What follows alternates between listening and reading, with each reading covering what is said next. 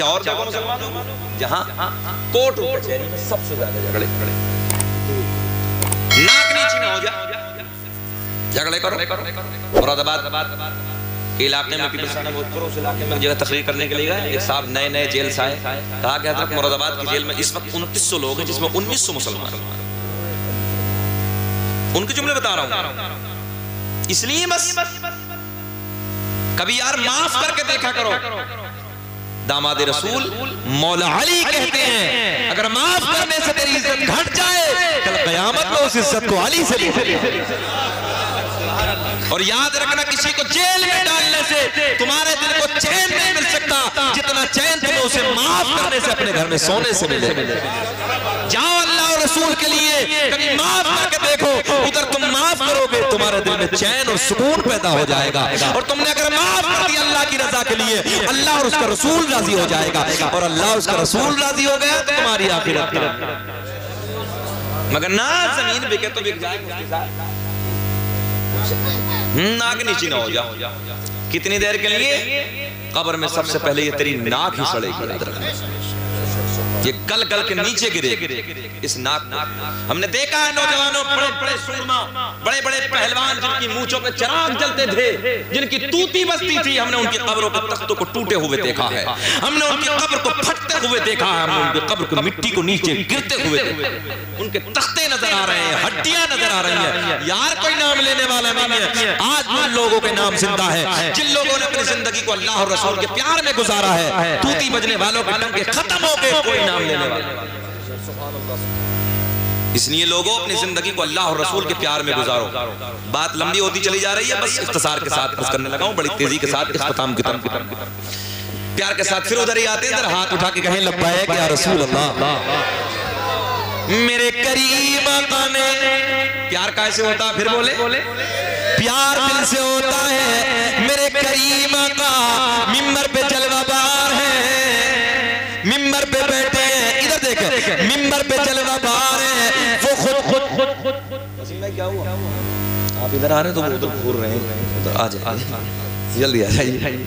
नदीम भाई तुम कैसे यार, तुम्हारे लब पे तो ज्यादा मुस्कुराहट होनी चाहिए, जरा बोलो ना सुभान अल्लाह। यार अल्लाह का फजल होने वाला है तुम्हारे ऊपर।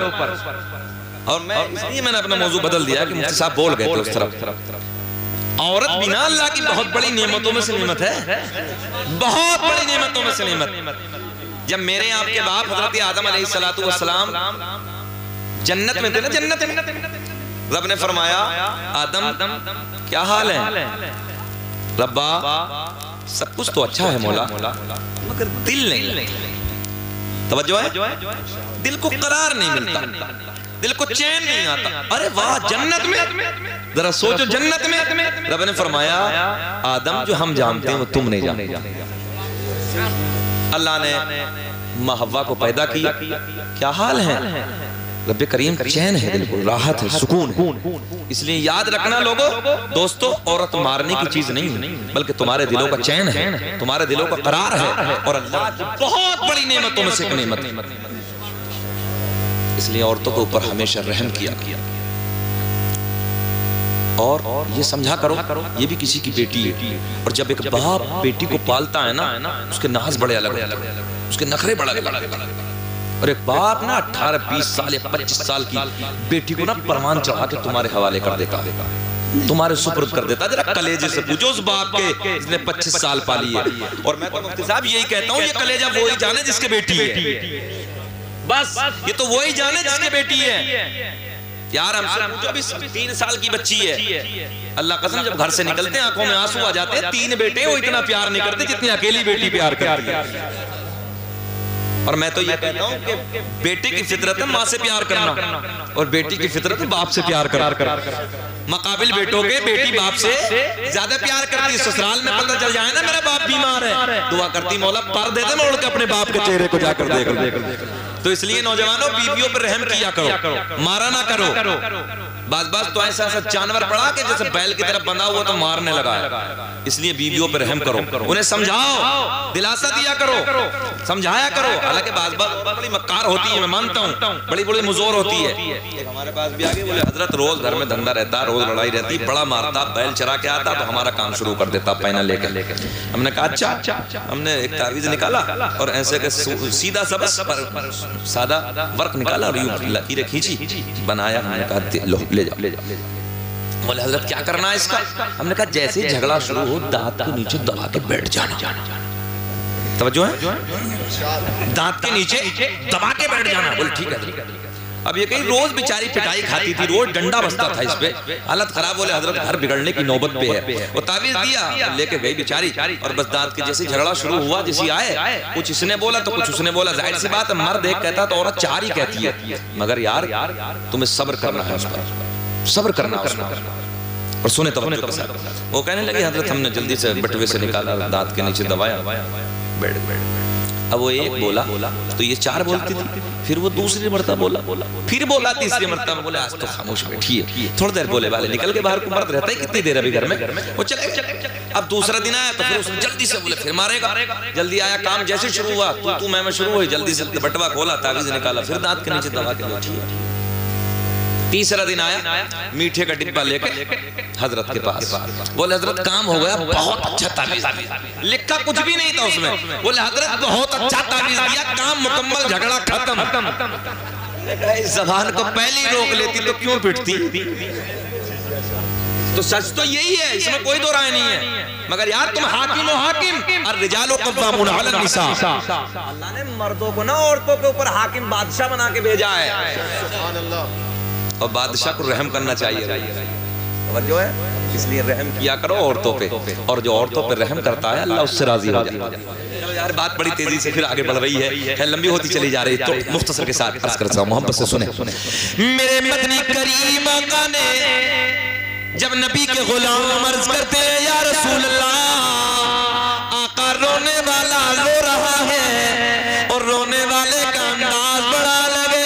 आका ऐसे लगता है जैसे किसी के प्यार ने रुलाया है, जैसे किसी की जुदाई ने रुलाया है, जैसे किसी की मोहब्बत ने रुलाया। जुमले नोट करें प्यार के, जैसे किसी के इश्क ने रुलाया है। आका रोने की आवाज आ रही है मगर रोने वाला नजर नहीं आ रहा है। रोने वाला नजर नहीं आ रहा। ओ पटवाई के जिंदा दिल लोगों, मेरे दोस्तों, नबी से प्यार करने वालों, सुनो प्यार के साथ। मेरे आका ने फरमाया ओ मेरे गुलामों, तुम कहते हो रोने की आवाज आ रही है, रोने वाला नजर नहीं आ रहा। मेरे आका ने फरमाया आओ मैं तुम्हें बताए देता हूँ, सामने कोने में जो खजूर की लकड़ी रखी है, जिससे मैं रोज टेक लगा के खुतबा देता था, आज तुमने उस लकड़ी को जुदा कर दिया, उस लकड़ी को मुझसे दूर कर दिया, उस लकड़ी को कोने में पहुंचा दिया। अब जुमला नोट करें, मेरे आका ने फरमाया ओ मेरे गुलामों, ये खजूर की लकड़ी तुम्हारे नबी के प्यार में रो रही है। कायम है प्यार में, कायम है। सर पकड़ के बैठ गए, या लाल लकड़ी में तो दिल नहीं होता, और लकड़ी में दिल नहीं तो फिर प्यार कैसा? नबी की मोहब्बत में लकड़ी भी रोए मगर कल्ब दुश्मन पिघलता नहीं है। जो फरमा दिया है मेरे मुस्तफा ने, खुदा की कसम वो बदलता। मेरे आका ने फरमाया ओ मेरे गुलामों, ये लकड़ी तुम्हारे नबी के प्यार में, कायम है, प्यार में रो रही है। हाय हाय हाय, प्यार में रो रही है, लकड़ी है। लकड़ी के दिल नहीं होता, और प्यार दिल से होता है। और बड़े मेरे आका अपने सहाबा के साथ ओहद पहाड़ के करीब से निकले, जो है ओहद पहाड़ के करीब से गुजरे। आका ने फरमाया, ओ मेरे गुलामों, सामने ओहद का पहाड़ है। बस खत्म कर ले। सामने ओहद का पहाड़ है। काय का पहाड़? ओहद का पहाड़ है। अच्छा, पहाड़ का दिल होता है, टुकड़ा करके देखो, बड़ा पत्थर। ओहद का पहाड़ है। ये ओहद का पहाड़ तुम्हारे नबी से प्यार करता है। सरकार का आखिरी सरकार ने जब मक्के को फतह फरमाया ना उसके साथ, तो उस वक्त जब अबू जहल मारा गया तो सब ये जो भौंकने वाले थे कुछ तो पकड़े गए और कुछ इधर उधर चले। ये अबू जहल का बेटा था इकरामा, ये भी भाग गया मक्का छोड़। तवज्जो है, अभी मक्का छोड़ के भागा। 3 दिन के बाद मेरे करीम नबी के पहाड़ी के सामने से गुजर हुआ दूर से, तो ये चश्मे के किनारे बैठा, बस सीधी भाषा में सुन लो, एक तालाब के किनारे बैठा। अच्छा, तालाब के उधर एक पहाड़ है बड़ा सा, और ये इधर चश्मे के किनारे, पानी के किनारे, तालाब के किनारे बैठा है। आका का किसी काम से उधर से गुजर हुआ 3 रोज के बाद। कितने दिन के बाद? जैसे ही मेरे आका के चेहरे पे नजर पड़ी, थर थर कर थर कांपने लगा, जिस्म पे लर्जा तारी हो गया। आका के लबों पे मुस्कुराहट। मेरे आका ने फरमाया, न पकड़ा जाएगा न जकड़ा जाएगा, कलमा पढ़ ले कामयाब हो जाएगा। क्या पेश करूं आका, क्या चीज हमारी है, ये दिल भी तुम्हारा,